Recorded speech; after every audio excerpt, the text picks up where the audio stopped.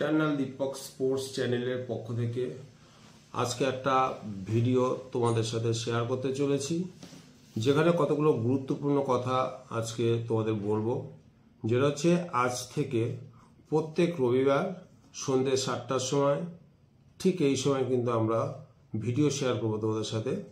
সারা সপ্তাহে ফুটবল খেলা যে যে ঘটনাগুলো ঘটে চলবে বিভিন্ন পৃথিবী মানে ওয়ার্ল্ডের বিভিন্ন জায়গায়, শুধু মোহনবাগান ইস্টবেঙ্গল নয়, শুধু আইএসএল নয়, অল ওভার ওয়ার্ল্ডে যেখানে যেখানে খেলা চলবে তার সমস্ত তথ্য নিয়ে, সাপ্তাহিক তথ্য নিয়ে আমরা এই রবিবার সন্ধ্যে 7টায় তোমাদের সাথে হাজির থাকবো, তোমাদের সামনে হাজির থাকবো। তো সেই রকমই আজকে স্টার্ট করছি। আজকে ধরে নাও ওপেনিং আমাদের। তো আজকে বিষয়টা নিয়ে আলোচনা করতে চলেছি যে আইএসএল এ পর্যন্ত প্রথম পর্বের খেলা শেষ হয়ে গেছে এবং দ্বিতীয় পর্বের খেলা শুরু হতে চলছে কবে? 23শে নভেম্বরে দ্বিতীয় পর্বের খেলা শুরু হতে চলেছে। খেলা শুরু হবে পাঞ্জাব এফসি এবং নর্থ ইস্টের মধ্যে খেলা দিয়ে। তো এই যে বিরতিটা পেয়েছে বিভিন্ন দল, মোহনবাগান সহ আইএসএল এর বিভিন্ন দল যে এই বিরতিটা পেয়েছে, এই বিরতিতে কোন দল কিরকম প্রস্তুতি সেরেছে সেটা নিয়ে আজকে তোমার সাথে আলোচনা করব। আর যে বিষয়টি নিয়ে তোমাদের সাথে আলোচনা করব যে মোহনবাগান, বিশেষত মোহনবাগানের বিভিন্ন প্লেয়ারদের ফিজিক্যাল কন্ডিশন ঠিক কিরকম পর্যায়ে আছে। বিগত খেলাগুলোতে বা লাস্ট যে ওড়িশা এফসির সাথে লাস্ট যে ম্যাচটা হয়ে গেল, সেখানে মোহনবাগানের জাহুর কিন্তু একটা দুর্ধর্ষ ট্যাকেল থাপাকে কিন্তু মাঠের বাইরে করে দিয়েছে এবং তার চোট নিয়ে কিন্তু মোহনবাগানের সভ্য সমর্থকরা কিন্তু যথেষ্ট চিন্তায় আছে। তো যতদূর শোনা গেল, এমআরআই থেকে জানা গেছে যে থাপার এই চোটটা কিন্তু খুব একটা প্রবলেমে ফেলবে না থাপাকে, অর্থাৎ বেশি দিন থাপাকে কিন্তু মাঠের বাইরে থাকতে হবে না। মোহনবাগানের আর একটা যে গলার কাটা হয়ে রয়েছে সেটা হচ্ছে মোহনবাগানের এই মুহূর্তে নয়নের মণি গ্রেগ স্টুয়ার্ট, যে নাকি হোটেলে, শোনা যাচ্ছে হোটেলে কোনো কারণে সিঁড়ি থেকে পড়ে গিয়ে তার পায়ে একটা চোট লেগেছে এবং এই মুহূর্তে গ্রেগ স্টুয়ার্ট কিন্তু চিকিৎসার জন্য বা একটা লম্বা রেস্টের জন্য দেশে ফিরে গেছে উড়িষ্যা ম্যাচ না খেলে। মলিনা কিন্তু কোনো রকম ঝুঁকি নিতে চায়নি তাকে ওই ম্যাচটা খেলাবার জন্য এবং সেই ম্যাচটা এক প্রকার প্রায় জিতেই গিয়েছিল মোহনবাগান। সামান্য আশিস রায় এবং বিশাল কায়েতের সামান্য ভুলে কিন্তু মোহনবাগান একটা গোল হজম করার জন্য ওই ম্যাচটা কিন্তু মাঠে ফেলে আসতে হয়েছে। আর কলিঙ্গ স্টেডিয়ামে এখন পর্যন্ত মোহনবাগান উড়িষ্যাকে বধ করতে পারেনি, মানে একেবারে হাতে নাগাল থেকে বারবার কিন্তু উড়িষ্যা কিন্তু বেরিয়ে গেছে। তো এই হচ্ছে অবস্থা মোহনবাগানের। আর এই বিষয়ে যদি আমার সহযোগী গৌতম সরকার যদি কিছু এই ব্যাপারে কিছু বলতে চাও, তো দেখ কি মানে মোহনবাগানের ঠিক এই মুহূর্তে কি কন্ডিশনে আছে। এই যে রেস্টটা পেলো, বিরতিটা মোহনবাগানের পক্ষে খুবই কল্যাণজনক হলো, কারণ মোহনবাগানের অনেকেই চোট আঘাতে বিপর্যস্ত ছিল। তো আশা করা যায় মোহনবাগান এরপর ভালোভাবেই কামব্যাক করবে, দেখা যাক কি হয়। এই মুহূর্তে যদি আমরা আইএসএল এর লিগ টেবিলটার দিকে একবার তাকাই, তাহলে পরিসংখ্যান দিক দিয়ে আমাদের গৌতম কিছু তথ্য তোমাদের দেবে, ঠিক এই মুহূর্তে কে কোন পজিশনে আছে এবং কে কত পয়েন্ট পেয়ে কার পজিশন কিরকম আছে, যদি একটু গৌতম যদি একটু শেয়ার করো আমাদের বন্ধুদের সাথে। হ্যাঁ, এই মুহূর্তে ব্যাঙ্গালোর অ্যাজ ইউজুয়াল 1 নম্বরই আছে। 8টা ম্যাচ খেলে 17 পয়েন্ট পেয়েছে, 5টা জিতেছে, 2টো ড্র, 1টা হেরেছে। মোহনবাগান একটা ম্যাচ কম খেলেছে ব্যাঙ্গালোরের থেকে, 7টা ম্যাচে 14 পয়েন্ট পেয়েছে, 4টে জিতেছে, 2টো ড্র, 1টা হেরেছে। মানে Bengaluru 17 point, Bengaluru 17 point, Mohun Bagan 14 point, একটা ম্যাচ কম খেলে। এখানে একটা বিষয় আছে, পাঞ্জাব লিগ টেবিলে 6 নম্বরে আছে ঠিকই, কিন্তু পাঞ্জাব 6টা ম্যাচ খেলেছে, ও সবচেয়ে কম ম্যাচ খেলেছে আইএসএল টিমগুলোর মধ্যে। 6টা ম্যাচ খেলে 12 পয়েন্ট এবং যদি 7টা ম্যাচে জিতে যায়, পরের ম্যাচটা যদি জিতে যায় নর্থ ইস্টের সাথে, তাহলে ও 7টা ম্যাচ হবে, তখন কিন্তু পাঞ্জাব 2-এ চলে যাবে। সেই লিগের এখন একটু আগু পিছু হবে, সবে 7টা 8টা করে ম্যাচ হয়েছে, অনেক খেলা, 13টা টিম, 24টা ম্যাচ, অনেক দেরি আছে, কিন্তু এই মুহূর্তে এটাই।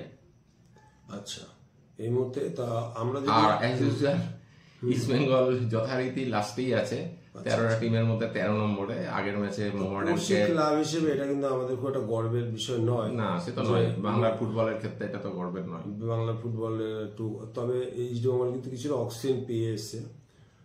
এফসি কাপে ওখানে দাপিয়ে খেলে এসছে ভুটানে। তারপর মোহামেডানের সাথে আমরা যেটা আলোচনা করেছিলাম আগে, যে ছোট টিমের সাথে খেলা, এটা জেতা দিয়ে শুরু করতে পারবে, তো সেখানে তো কোন রকম ভাবে ড্র করেছে, দুটো লাল কার্ড দেখেছে, বল পসেশন 30%-এর নিচে ইস্ট বেঙ্গলের। না, সেটা 30%-এর নিচে হওয়ার কারণ হচ্ছে ইস্ট বেঙ্গল তো দুজন প্লেয়ার কমে গেল লাল কার্ড থেকে বাইরে, সেই কারণে।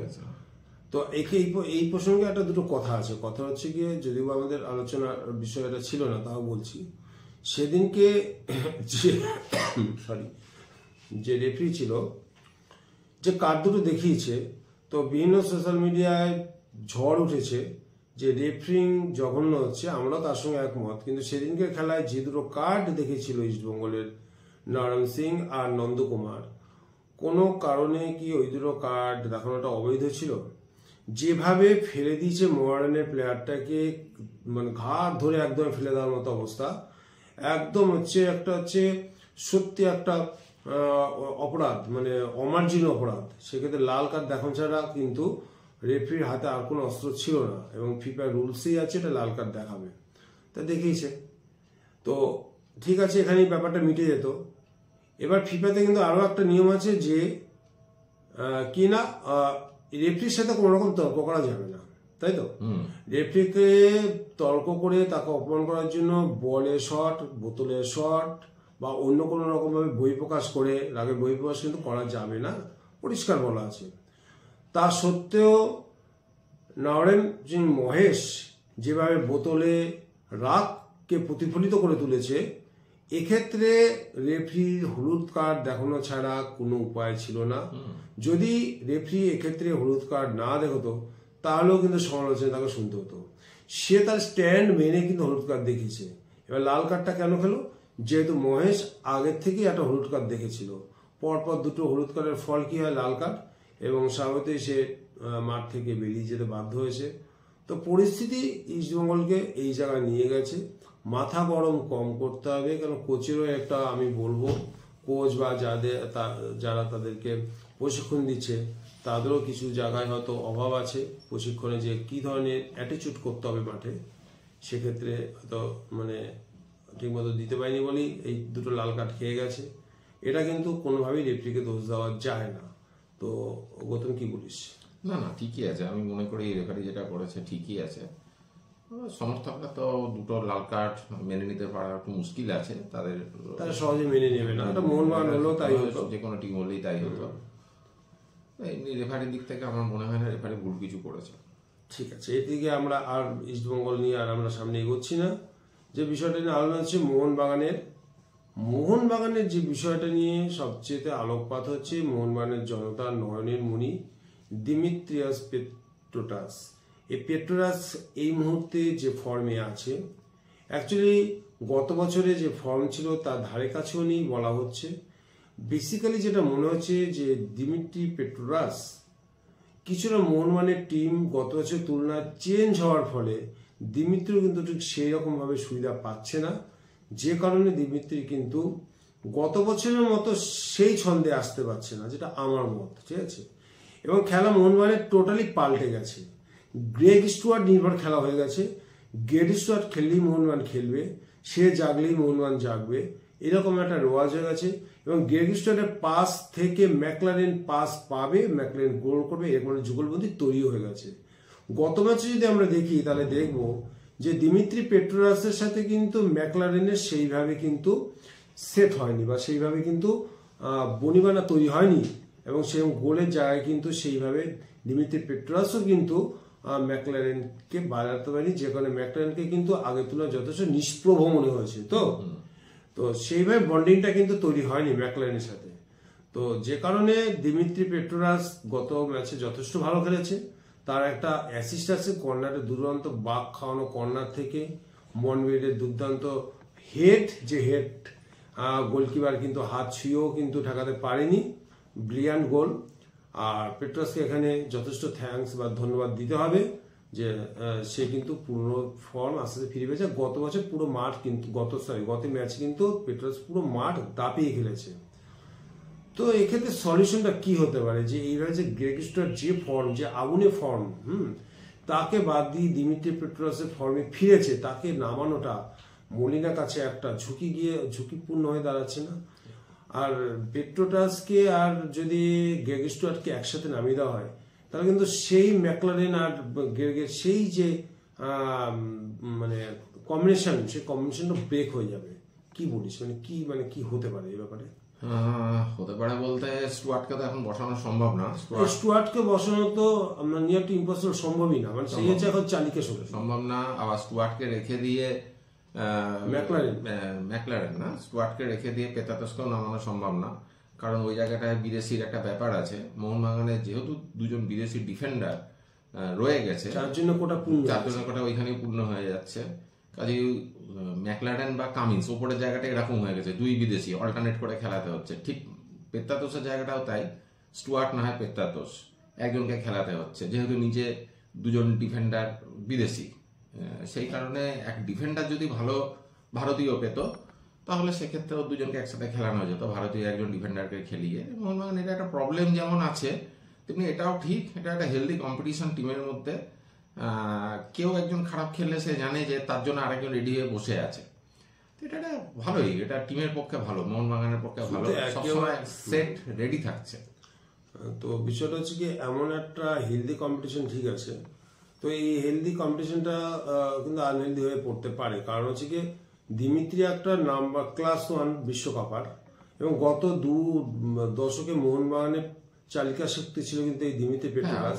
সে চাইবে না এইভাবে বেঞ্চে বসে থাকতে, কিছুতেই সে রিজার্ভ বেঞ্চে কিন্তু বসাটা পছন্দ করবে। এক্ষেত্রে যদি আমরা বলি যে আপুইয়া কিংবা থাপা কিংবা অভিষেক এদের মধ্যে কেউ একটা বসে হলো, এদের ব্যাপারটা আলাদা। কিন্তু যেহেতু পেট্রাস, ঠিক আছে, দিমিত্রি পেট্রাস, সে দিনের পর দিন যদি এইভাবে বেঞ্চে পড়ে থাকে, তাহলে তার খেলার মানও কিন্তু আস্তে আস্তে কমে যাবে। তাকে তো ম্যাচ ফেস করতে হবে না, আর ফেস করে করে তো কন্ডিশনে আসতে হবে। তো এটা একমাত্র সলিউশন ছিল কিন্তু মোহনবাগানের হাতে। মোহনবাগান ম্যানেজমেন্ট কিন্তু সেটার দিকে নজর কিভাবে দিচ্ছে বা দিচ্ছে কিনা জানি না।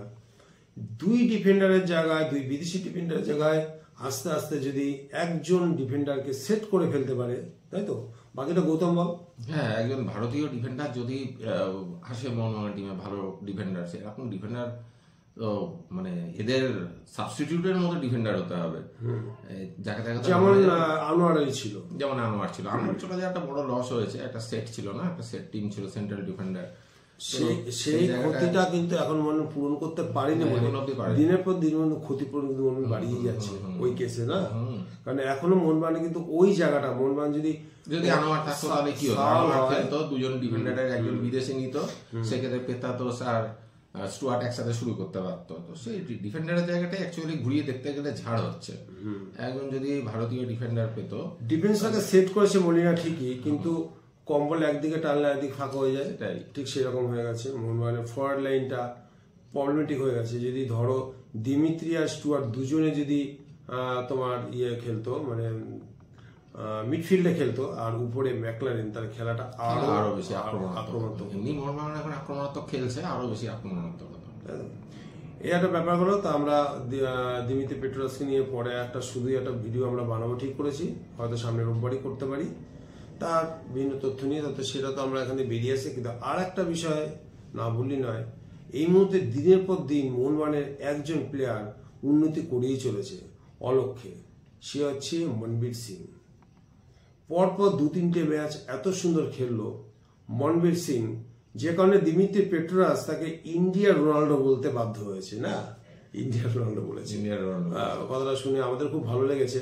অ্যাকচুয়ালি এও একজন প্লেয়ার মনবীর সিং, যে নাকি মোহনবাগান আর ত্যাগ করবে না। মোহনবাগান ত্যাগ না করার তালিকায় লিস্ট কিন্তু অনেক বেড়ে গেছে। বিশাল কায়েত কোনোভাবে মোহনবাগান ছাড়বে না, এই মনবীর সিং সেও ছাড়তে চাইছে না। একটা উড়ো খবর বেরিয়েছে, পেতাতোসকে তো ভালো অফার দিয়েছিল, আছে তো 26 সাল পর্যন্ত আছে, চুক্তি হয়ে গেছে একদম কনফার্ম। হ্যাঁ, অফার দিয়েছিল ইস্ট বেঙ্গল।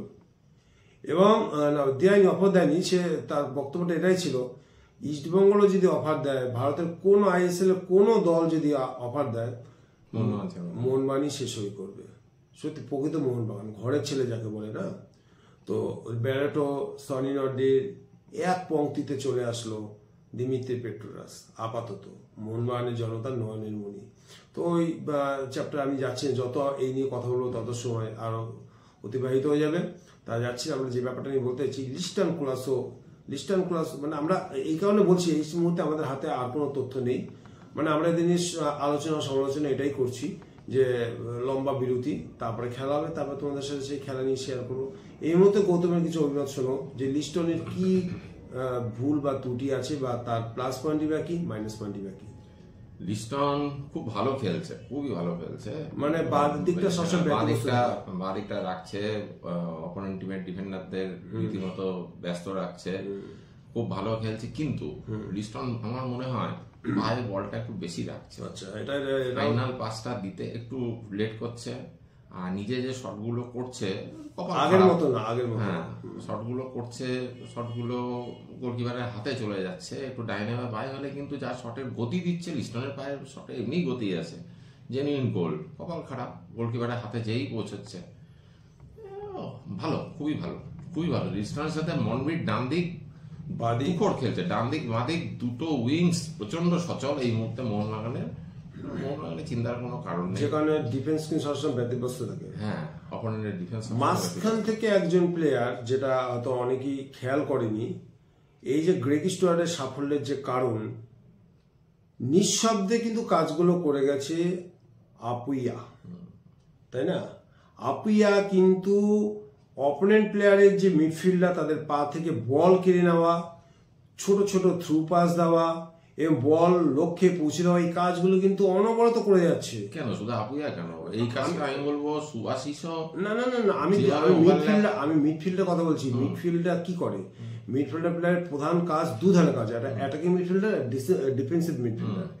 তো আপুইয়া যে কাজটা করছে, ডিফেন্সে নেমে এসে সুভাশিস, আলবার্টো থেকে শুরু করে, তো লেফট ব্যাক না সুভাশিস, এবার ও মাঝমাঠটা যে কাজটা করছে, ব্লকিং এর কাজ। হ্যাঁ, ব্লক দুর্ধর্ষ ভাবে ব্লক করে যাচ্ছে, মানে প্রচারে কিন্তু আসছে না, এটা কিন্তু লক্ষ্য করতে হবে। ব্লক করে যাচ্ছে। থাপা যেমন অ্যাটাকিং মিডফিল্ডার অ্যাটাক করে, আপুইয়া কিন্তু অ্যাটাকিং এবং ব্লকিং দুটো কাজই কিন্তু সমন্বয় করে যাচ্ছে, কিন্তু নিঃশব্দে করে যাচ্ছে। এবং সে এই দিক দিয়ে কিন্তু 100% সফল, কারণ আমরা বুঝে গেছি আগের ম্যাচে কিন্তু Apuia man of the match ছিল উড়িষ্যা ম্যাচে।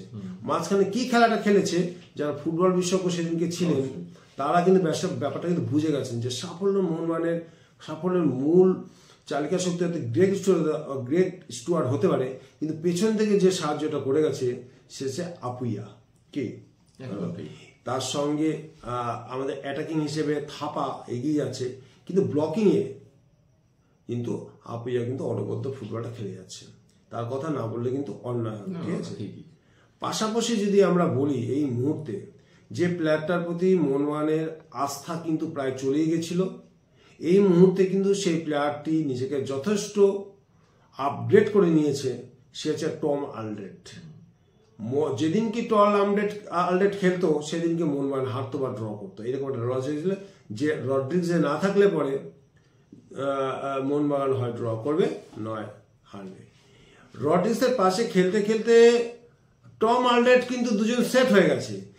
গত উড়িষ্যা ম্যাচে নাকি আমরা দেখেছি টম আলড্রেট কিন্তু দুরন্ত, একেবারে কৃষ্ণাকে গায়ে গায়ে লেগেছিল, কৃষ্ণাকে গোল করতে দেয়নি। কৃষ্ণা, বুমোস এদেরকে কিন্তু পুরো আটকে রেখে দিয়েছে কিন্তু ওই টম আলড্রেট, তাই না? তা মোহনবাগানের ডিফেন্সে টম আলড্রেট আর আলবার্টো রড্রিগেজ যে সার্ভিসটা দিচ্ছে, রুনো রেইজের কিন্তু ঢোকাটা দিন দিন কিন্তু আরো কঠিন হয়ে যাচ্ছে না সপ্তম প্লেয়ার। হ্যাঁ, তো এই বিষয়ে কি পিছনে আমার মনে হয় বেস্ট ক্রেডিট হচ্ছে অবশ্যই মলিনার পক্ষে যায়। মলিনা কিন্তু আস্থা রেখেছিল এদের উপর, তারা সেই আস্থার নাম দিচ্ছে। আমরা মোহনবাগান সমর্থকরা বা অন্যান্য এরা অনেক কিছু বলা বলি করেছিলাম প্রথম দিকে, একটা ম্যাচ হেরে যাওয়া, ড্র হওয়া, কিন্তু মলিনা ওদের উপর আস্থা ছাড়েনি। মলিনা ওদের মানে স্কিলটা বুঝেছিল, সেই কারণে ওরাও এখন রিটার্ন দিচ্ছে, খুবই ভালো এটা। তো আফটার অল মোহনবাগান দ্বিতীয় পর্বে যে জামশেদপুরের সাথে খেলতে চলেছে। ঘরের মাঠে খেলা, 7:30 খেলা, 23 তারিখ শনিবার। তো যারা খেলা দেখতে যাবে তোমরা, এখন ওয়েদারটা খুবই ভালো, শীত, আমেজটা খুব ভালো আছে, খেলা দেখেও মজা পাবে। তো যাই হোক, মোহনবাগান কিন্তু এর মধ্যে নিজেকে যথেষ্ট মানে যে ফাঁক ফোকরগুলো আছে সেই ফাঁক ফোকরগুলো মলিনা হয়তো কাটিয়ে নেওয়ার চেষ্টা করবে এবং মোহনবাগান পরবর্তী ম্যাচগুলোতে ভালো পারফর্ম করবে বা জিতবে সমস্ত প্লেয়াররা। আর গ্রেগ স্টুয়ার্ট এবং থাপা যত তাড়াতাড়ি মোহনবাগানের মূল স্রোতে ফিরে আসবে ততই মঙ্গল। তো শেষ করার আগে গৌতম যদি কিছু বলা থাকে বল। ঠিক আছে, তো আমরা তাহলে আমাদের দর্শকদের যথেষ্ট থ্যাঙ্কস জানাই, আরো ভালো ফুটবল দেখার জন্য আমরা অনুরোধ করছি, আপনারা দেখবেন। টিম আরো সেট, আরো ভালো, যত দিন যাবে টিমটা আশা করা যায় মলিনা আরো ভালোভাবে হাতে পড়ে আরো শক্তিশালী হবে অবশ্যই। আর চিন্তার বিশেষ কোনো কারণ নেই, মোহনবাগানের রিজার্ভমেন্ট যথেষ্ট স্ট্রং, খেলতে গেলে চোট আঘাত আমাদের সঙ্গে আপনারাও ভালো করে জানবেন, আপনারা যারা খেলা দেখেন। আমরা যদি কিছু ভুল ত্রুটি হয়ে থাকে তাহলে কমেন্টস করবেন, ঠিক আছে? আর যারা এখন পর্যন্ত আমাদের চ্যানেলটাকে সাবস্ক্রাইব করনি তারা সাবস্ক্রাইব করে পাশে বেল আইকনটিকে অন করে রাখবে পরবর্তী ভিডিও পাওয়ার জন্য। ভিডিওটি যদি তোমাদের ভালো লাগে তাহলে একটা লাইক দেবে। তো আজকে আর সময় আর নেব না, আজকে এই পর্যন্ত। সবাইকে অসংখ্য ধন্যবাদ জানিয়ে বিদায় নিচ্ছি। Bye bye.